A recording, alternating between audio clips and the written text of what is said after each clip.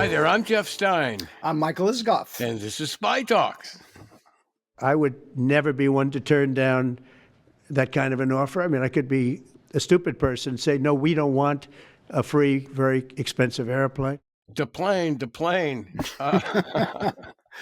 People of a certain age may remember that TV show Fantasy Island. Mike, there are so many things wrong with this deal. Tell us about it. Okay, let's start out. First of all, this is like a luxury $400 million double-decker plane that's going to be, have all sorts of fancy conference rooms and beds and suites and whatever, bar, no doubt. But look, first of all, just the practicality, because the plane being offered by Qatar will have to be retrofitted to make it hardened and protected from cyber attacks and jamming and nuclear strikes, among other things. They're going to have to tear this plane down like a drag 57 Chevy, right? Rebuild the whole thing. Not only that, this is being described as a counterintelligence nightmare, because every piece of that plane is going to have to be torn apart and inspected for electronic bugs, so that nobody can eavesdrop on the president's communications. This alone could take years. It's a flying nightmare, is what it is. Okay, flying nightmare. No, by the way, let's not skip the main point, is that it's illegal. It's like in the Constitution. Well, the president cannot accept personal gifts like this. I mean, presidents passed, they got $1,000 oil portrait from somebody. They had to put it away in the National Archives or someplace. You can't accept gifts as president, but we got a security nightmare here with this thing. So absolutely. It'll cost jillions to retrofit this plane. And just one other note, all this comes to light as the president makes his foray to the Middle East and meets with the killer. Mohammed bin Salman, the crown prince of Saudi Arabia. And look, he praises MBS to the hill, talks about what a great job he's doing. At one point, there's that riff about where he says, how do you sleep at night? And Trump is trying to make the point that MBS can't sleep at night because he's so busy planning the future for Saudi Arabia. What I was thinking is he can't sleep at night because he's haunted by the role he played in the brutal murder of Jamal Khashoggi, the Washington Post journalist, renowned Saudi journalist, who was just wooed to that consulate embassy in Istanbul, and then on MBS's orders, the team comes in, the Tiger team, and they cut him up and hauled him out in bags. Right. So, and we should say, look, I mean,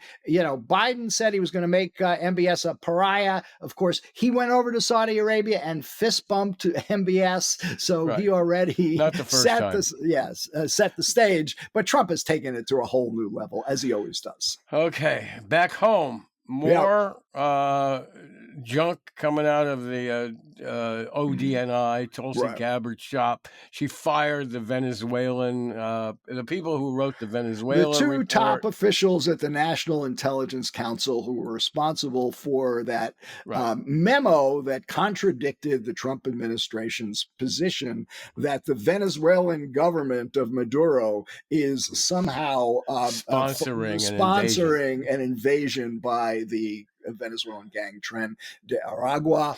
The classic case of shooting the messenger. Right. I mean, first, Gabbard goes on the Megyn Kelly show and tries to describe this National Intelligence Council memo in the most dishonest way possible. She suggests that it actually supports the president's position. Then we got a copy of the memo and it's directly contradictory. Wrong. Look, I'll just make one point on this, and we're going to discuss this with our guest, James Hines, the ranking member of the House Intelligence Committee. Look, Gabbard can speak eloquently about forever wars, using the war in Iraq as the prime example of an involvement that we got into that we shouldn't have.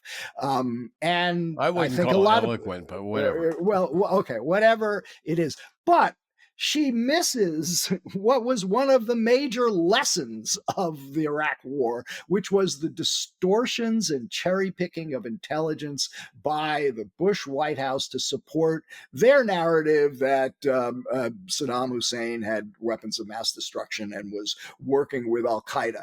None of which was supported by, none of which was true. So here she's doing the same thing. And she's doing exactly the same thing, cherry picking that National Intelligence Council memo to suggest it says something that it clearly didn't. It was unequivocal. I want to ask Jim Hines whether he thinks that Tulsi is doing this on her own or somebody getting orders from the White House. I suspect that Stephen Miller has a finger in this and told her to get rid of these people. But it's a dolorous development by the Director of National Intelligence. Also, by the way, we now have news that she's going to move the president's daily brief team from CIA, that den of deep state, moving it over to the office of the Director of National Intelligence. More politicized. Unfortunately, we'll see what happens. But given Gabbard's track record so far in recounting the intelligence in a nonpartisan way, which is what they claim, I think there's a lot of reasons to be skeptical about giving her more control over what the president sees, because she's going to offer up exactly what the president wants to see and downplay or completely eliminate that which contradicts it. Yeah, not to drive this into the inner core of Earth, but it bears repeating that the Kremlin thinks of Tulsi Gabbard and has said out loud, that she's our friend because she parrots Russian lines. And as you know firsthand, because you went to Syria and interviewed the late, the exiled leader in Moscow, Bashar al-Assad. He'll be late soon. Anyway, that she parroted the lines of the Syrian dictator on torture and poison gas and so on. And this is the head of national intelligence for us now. So this is not just bureaucratic stuff, power grabs. This is serious. Yeah. I mean, at this point, I think I've got like 3 candidates or 4 candidates, I should say. No, we'll keep it 3 because this is Spy Talk. We talk about national security. 3 candidates for the most egregious of Trump's picks for his cabinet.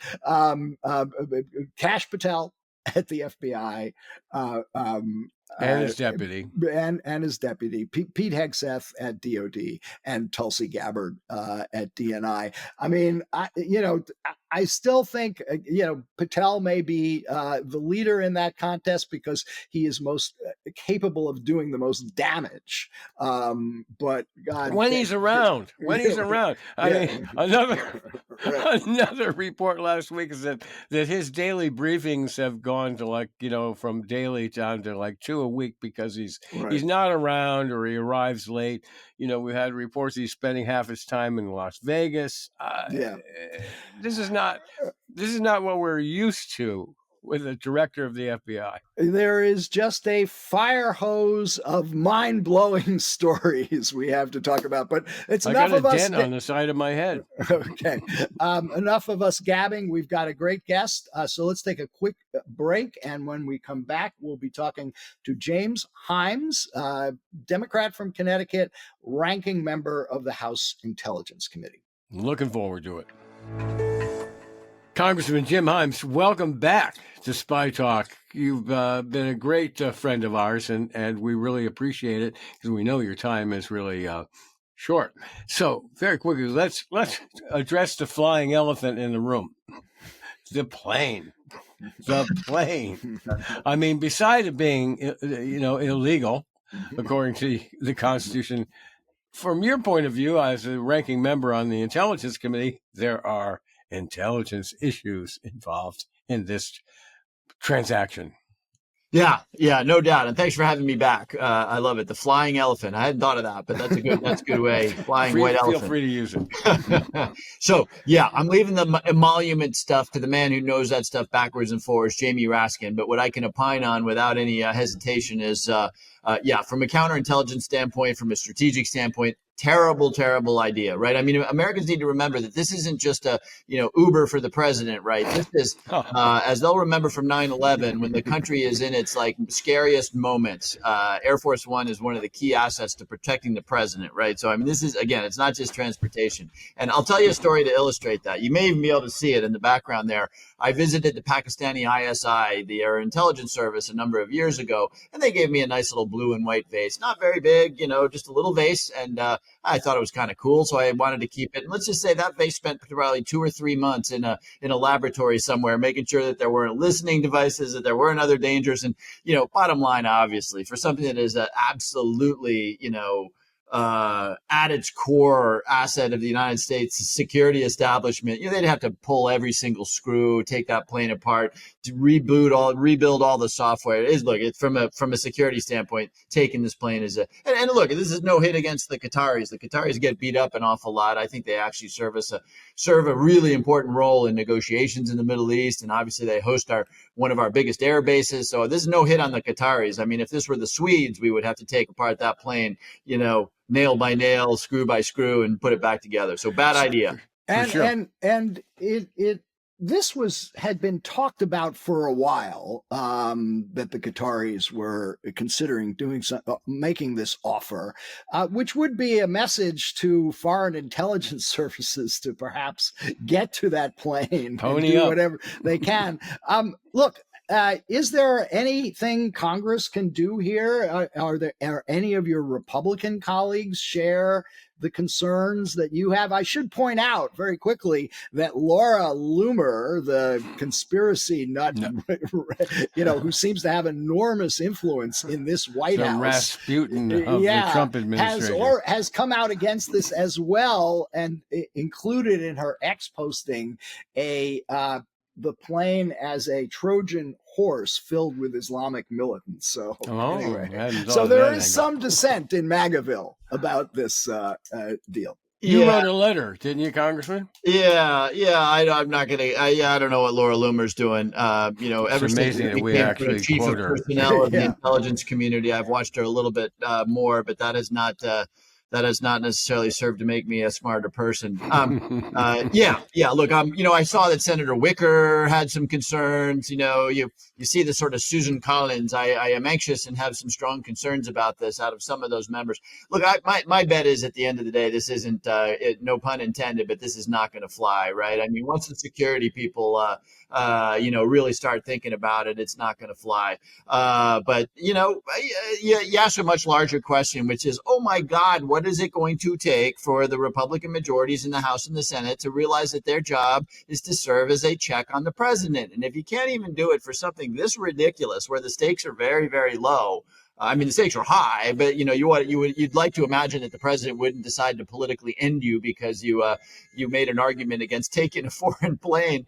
But it's going to take. It's going to, what can I tell you? The Congress remains a wholly owned subsidiary of Donald J. Trump, Inc. And while I see some cracks in the foundation, that's what it is. Let's get to an issue that you are very much focused on, and this is the decision by the Director of National Intelligence, Tulsi Gabbard, to fire the 2 top officials at the National Intelligence Council who issued the report contradicting Trump administration claims that the Venezuelan government was sponsoring this criminal gang Tren de Aragua for an invasion into the United States.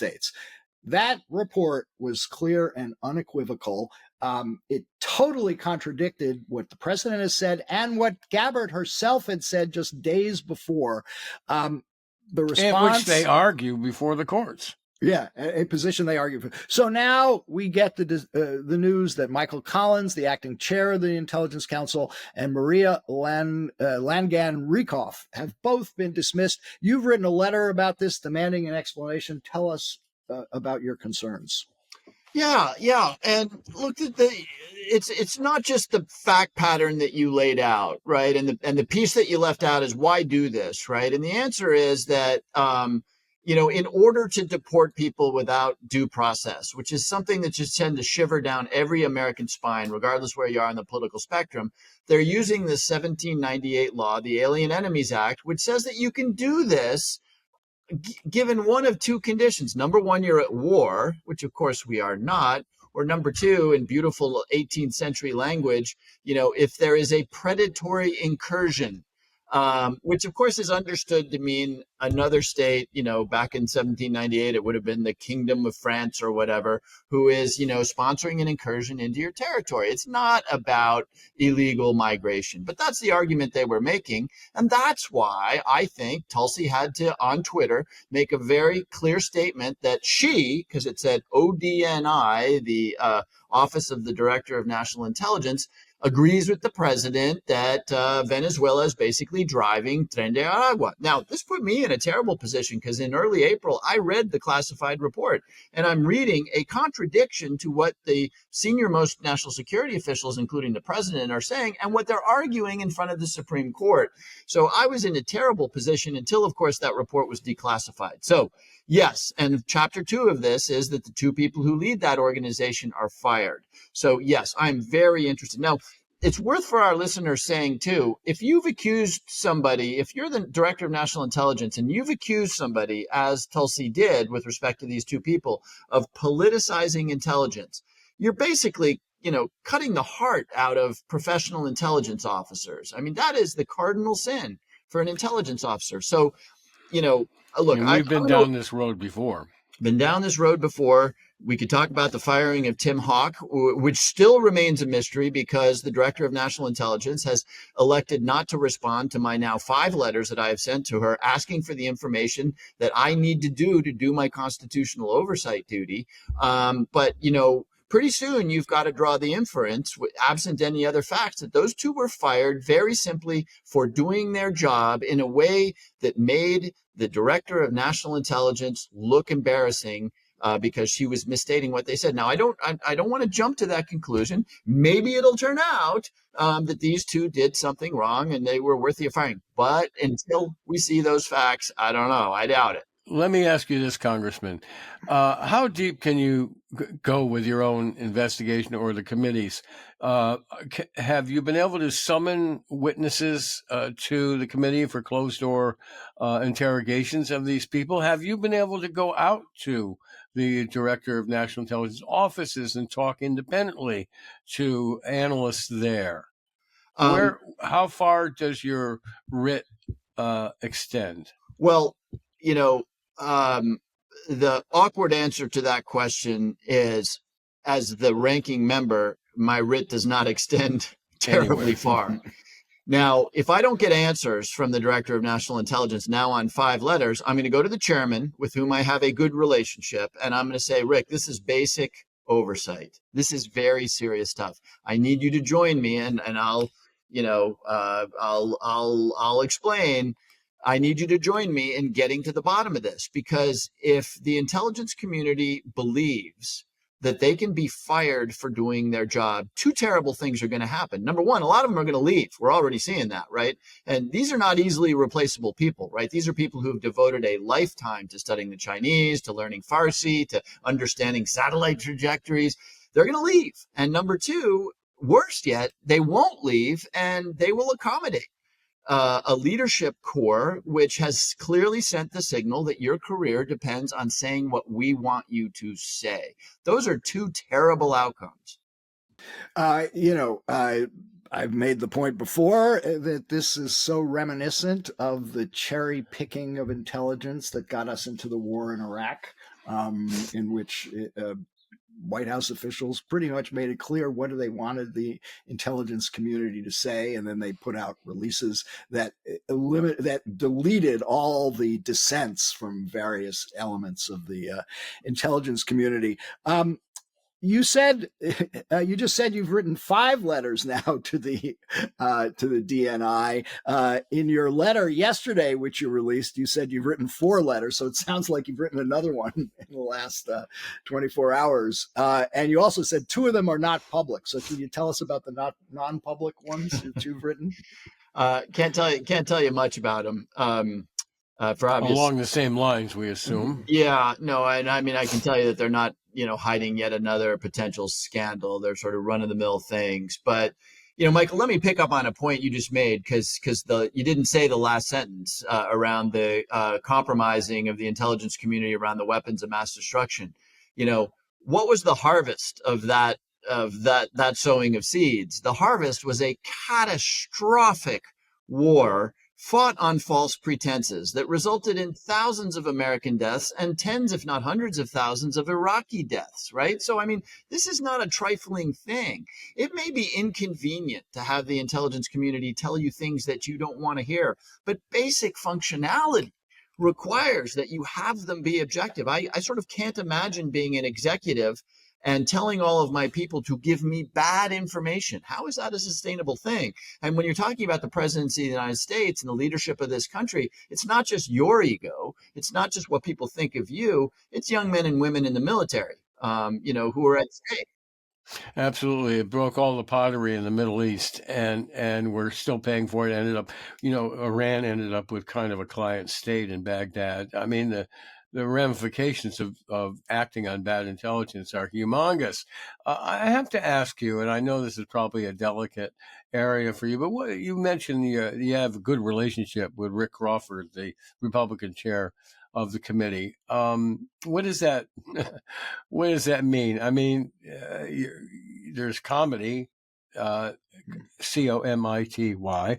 but then there's comedy, which is that there's the Republicans have just laid down in front of the president and just do whatever he wants, no matter how obscene it may be. So, can you expound on that? Do you think that, for example, the chairman would actually hold hearings or even behind closed doors hearings on the politicization of intelligence by Tulsi Gabbard?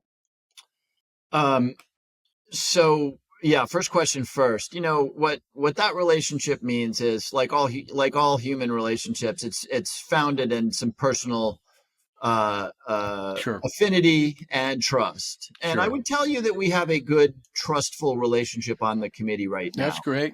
Now, I have not asked the question, and this is very deliberate, about can we have a hearing on what appears to be the politicization of the intelligence. I suspect I know the answer, and what the answer would be. But the nature of our relationship also is in giving each other a bunch of room. I've been fairly aggressive in trying to do oversight, in particular of the DNI, because I think it's warranted. Totally. And I haven't raised hell over some things that, I'm a little skeptical of that Rick is invested in. We're getting a really hardcore review of, the very preliminary conclusions on AHIs and COVID origins.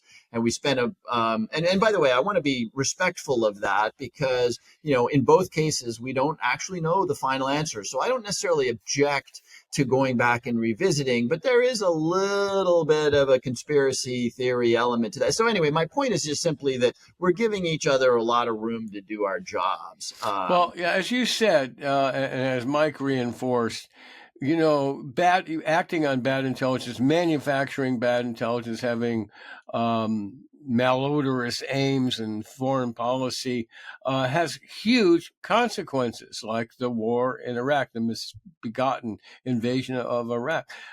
We've got these big issues with Russia and China.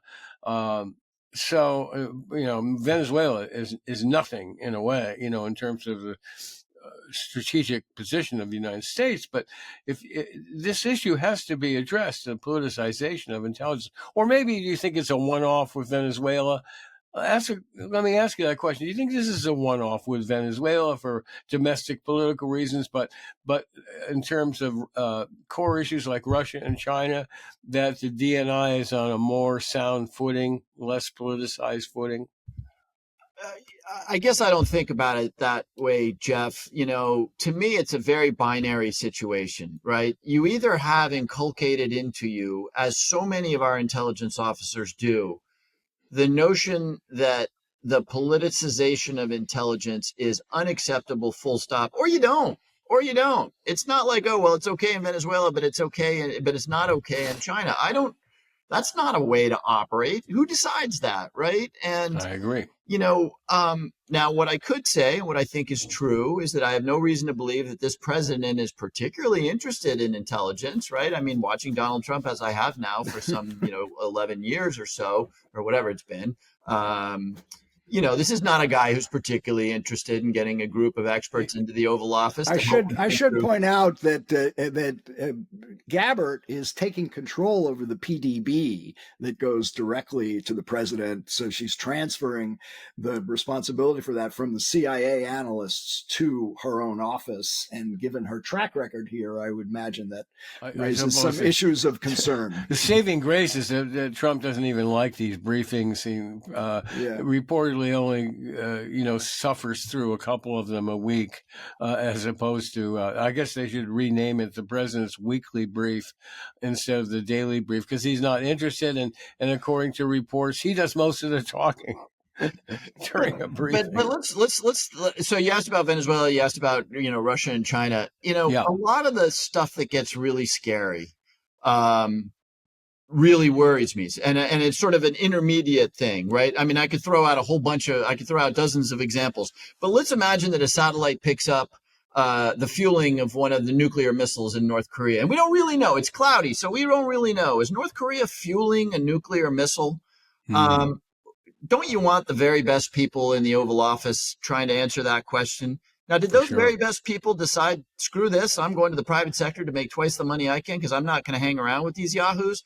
And then what do you want? If you conclude that they're fueling a nuclear missile, and there's all sorts of scenarios, somebody moving a bioweapon across the Sahel, I could go on and on. My point is pretty obvious, which is, you want the very best people in the room giving you the very best information. Then what happens? Oh my God, we think that North Korea is fueling a nuclear missile.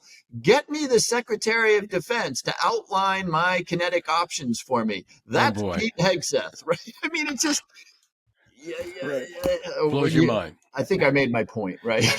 To wrap up here, Congressman, I wanted to ask you about what's going on with the House Intelligence Committee. You mentioned two issues that they're doing oversight on. I imagine these are investigations by committee staff into AHI and COVID. AHI, also known as Havana syndrome.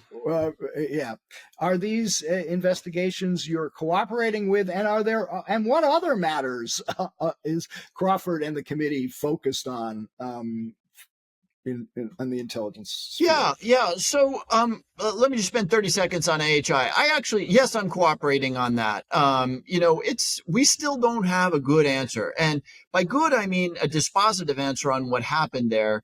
And there are literally hundreds of intelligence officers and diplomats and others who experience something, who are really hurt by the fact that they don't know the answer to the question. So again, I want to be very careful that people don't in this era run with conspiracy theories or bad information, but that's a worthy enterprise that, for sure, Rick is devoting a lot of time and attention to.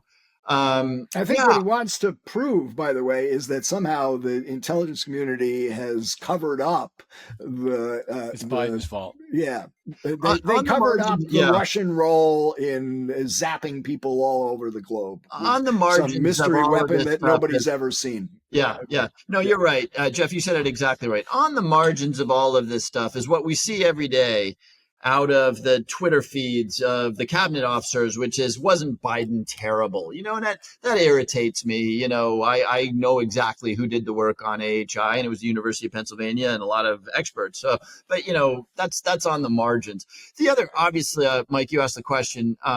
There is a lot of, I would say, appropriate focus on rising China, and there's nothing new about that, but when I say that, what I mean is that probably our eye has shifted a little bit from Russia, Ukraine to China. And I'm not going to tell you that's inappropriate. There's not at particularly all. when we're in the process of sort of destroying our own innovative capacity and sort of turning the Pentagon into a romper room. I think an extended focus on China makes sense. How would you grade U.S. intelligence, the stuff that you're seeing? How are they doing? Do you think we have a good grip on what's going on in China, from the immediate day-to-day stuff to strategic questions?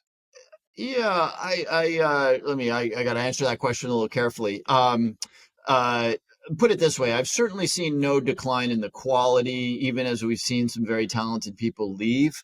One doesn't really know for a little while whether the quality has declined. Let me say something that is less about what's happening right now than something that has always concerned me.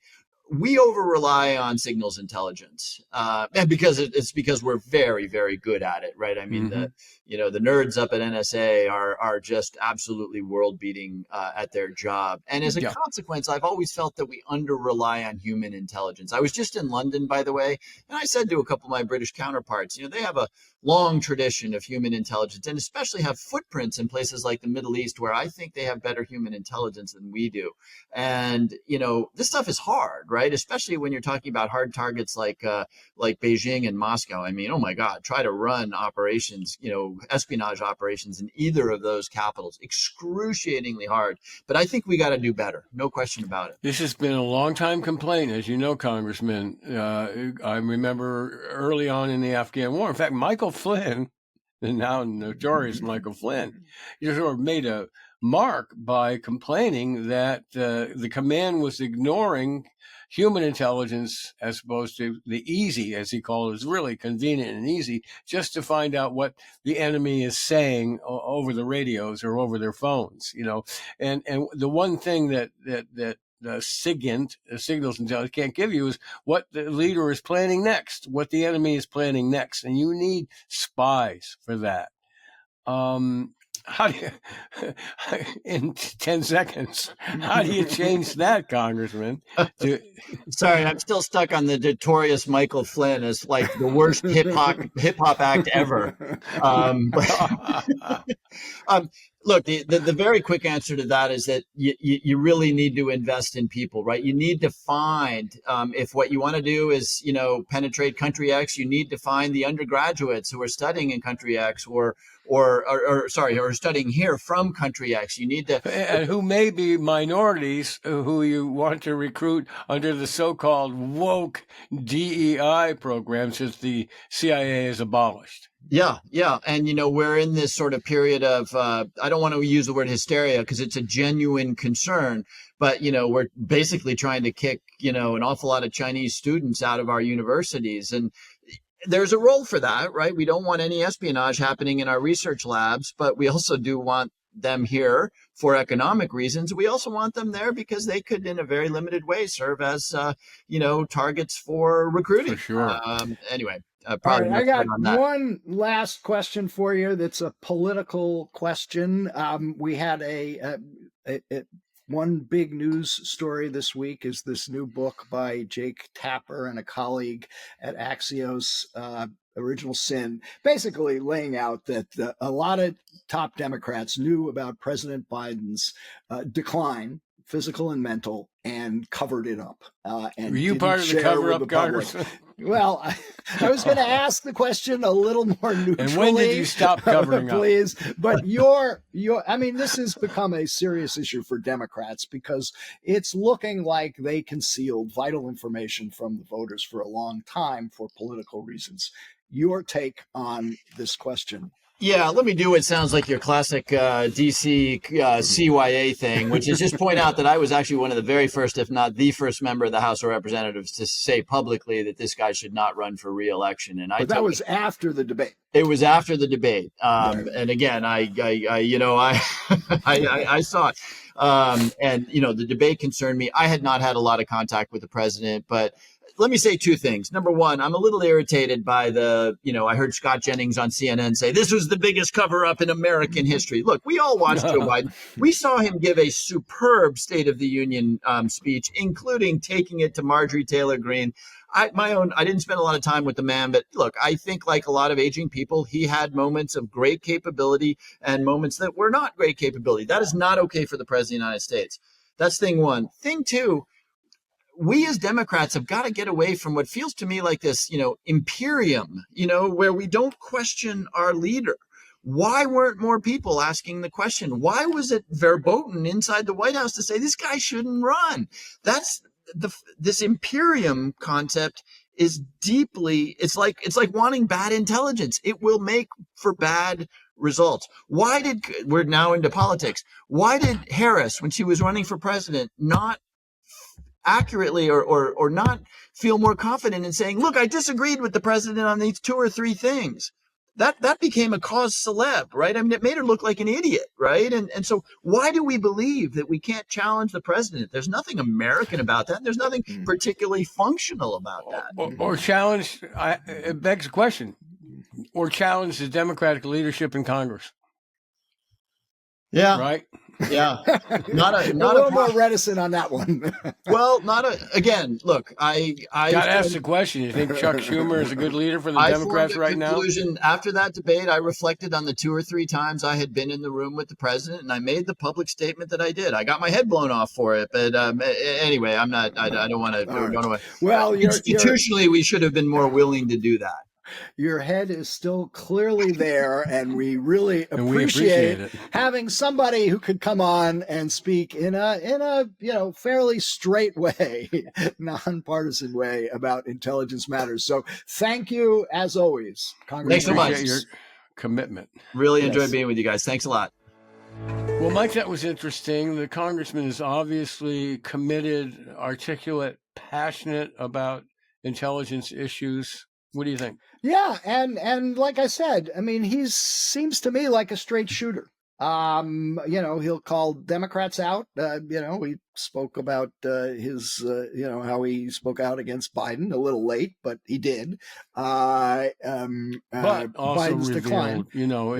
is that he has so little power. Of course, he can do Democrat. nothing. As a ranking Democrat, he can't call witnesses. He can't, take testimony. But I do think that the issues he's raising are really important. Obviously, totally. The plane is the big story of the week, but the firing of these 2 officials at the National Intelligence Council after they release a report that contradicts administration positions, this is so reminiscent, as we talked before, about the run up to the Iraq War, and that you would think that would be one of the lessons issue that we should learn. But anyway, it goes. Another week of spy talk. Yeah. Insanity. Yes. So anyway, thanks for listening. I'm Jeff Stein. I'm Michael Isikoff. See you around.